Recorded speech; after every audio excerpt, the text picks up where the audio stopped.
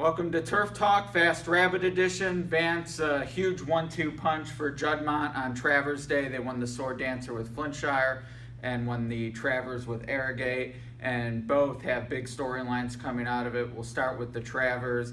It looked impressive. The number came back impressive. I didn't back him, which normally I try to find reasons why it wasn't as good as everyone said. Impossible for me, though. It was one of the best performances I have ever seen. I wish I was there live.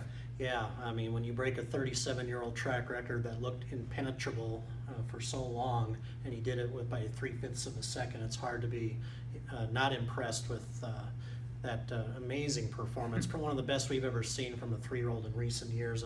I dare said after the race on Saturday that, I don't think maybe American Pharoah could have beaten Arrogate on that particular day in the Travers. And so well, he didn't even win the Travers. He didn't even win it, but even at his Breeders' Cup Classic peak, he may not have been good enough to beat Arrogate on Saturday. So truly impressive, and more interestingly, he put himself squarely in the discussion for 3-year-old champion, especially with Exaggerator finishing well up the track and Nyquist still having to bounce back from 2 recent losses. So Arrogate is, despite having just the 1 stakes appearance, he's squarely in contention. Yeah, now I would say one of the 3 because Creator's done for the year. I said on Saturday, Nyquist is still the leader for me.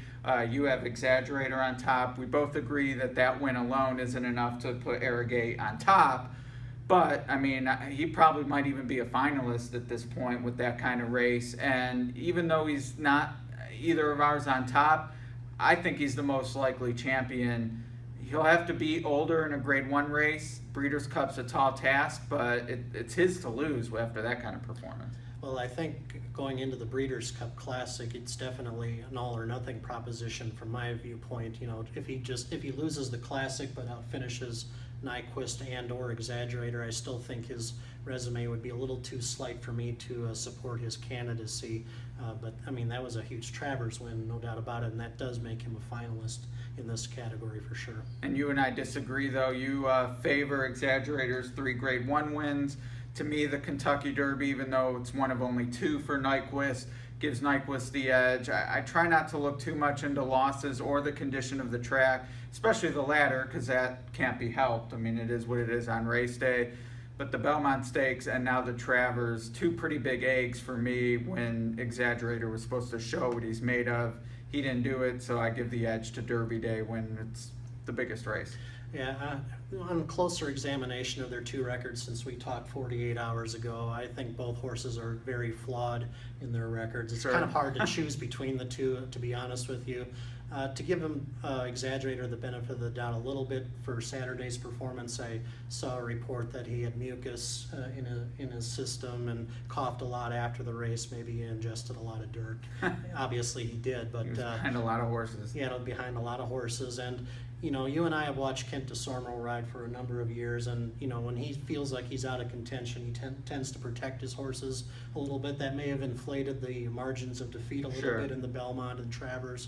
I'm slightly less skeptical than a lot of other people that Exaggerator doesn't have a really good race in him on a fast track. We're going to find that out in the Pennsylvania Derby next month.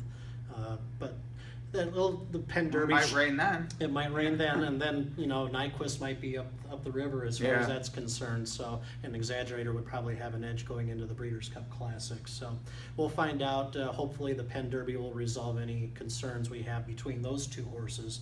But then again, going into the Breeders' Cup, I would say Arrogate has a much better chance of winning that race than either Nyquist or Exaggerator. Yeah, I agree, and it will be interesting to see how they prep him and what happens next.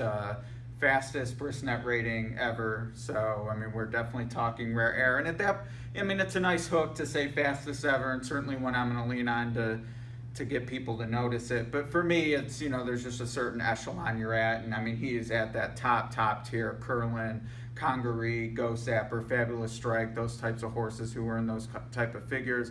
I'd be hard pressed to say, oh well, he's faster than them because he ran 2 points faster. To me, it's sort of once you're at that level, you're at that level. That does bring to mind, though, California Chrome and Frosted, 2 horses who ran spectacular so far this year, are slower than him on paper. can the Breeders' Cup get 14 horses to face 3 who, in any other year, any one of them individually would be a big favorite?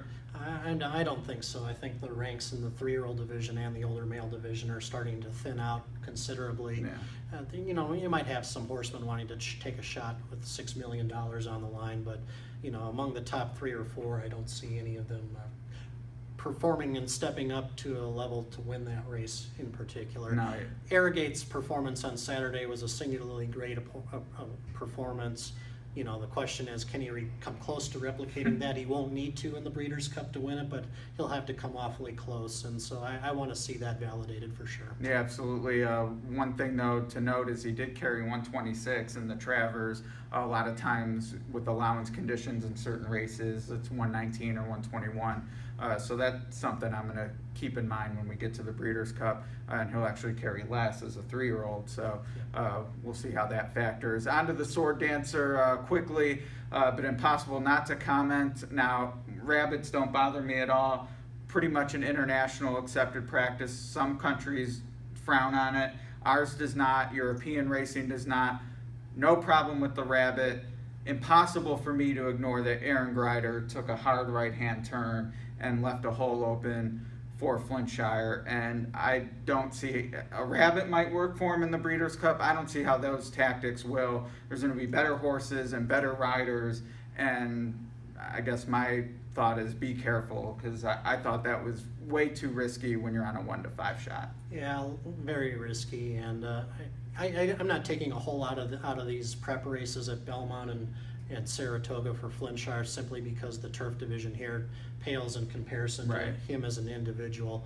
His sternest test was always going to be the Breeders' Cup turf at Santa Anita in November. So superstar status right now, well deserved, but yeah, he's going to get a much stiffer examination come November. And he was second in the ARC twice, so certainly his international form holds up well. And he is a legit favorite. We'll see what Postpone does, and Aidan O'Brien will have, his complement of horses, I'm sure. But to me, to sort of need that hole to win at 1-5 made me think, well, in the Breeders' Cup, down the hill for the first quarter, maybe he might be worth opposing, whereas I thought the last 2 races, I didn't see how he would lose, and he didn't.